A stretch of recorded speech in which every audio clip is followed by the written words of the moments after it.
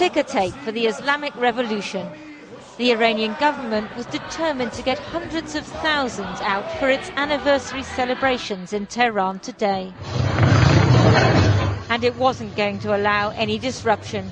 Protesters sneaked these pictures of riot police and Basij militia massed around the central Azadi Square to prevent the opposition from getting anywhere near.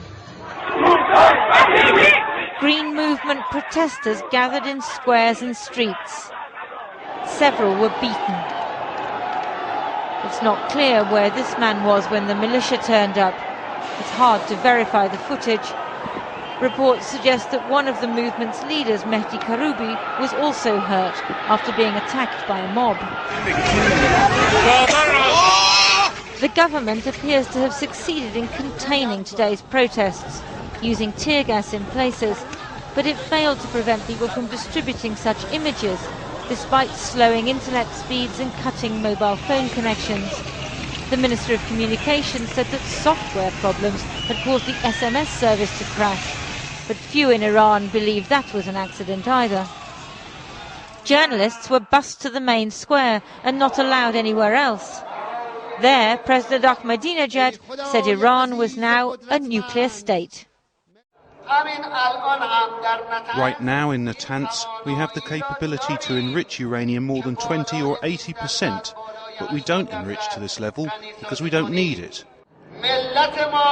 Our nation has the courage to explicitly say it. If it wanted to build an atomic bomb and build it, we would, and not fear you. The listening faithful may give that more credence than the White House, which said today that Iran's claims are based on politics, not physics. Most Western technical observers say the Islamic Republic's nuclear progress has slowed. In the run-up to today's demonstrations, the government's tried to intimidate the opposition. 1,000 people have been detained since last June, 500 in the past 6 weeks. Journalists have been a particular target. 65 are now in prison. Following court hearings, 2 prisoners have been hanged and 9 more condemned to death this week. Protesters gathered outside Evin prison. This morning, opposition supporters received text messages saying, "This is the Green Movement's last day."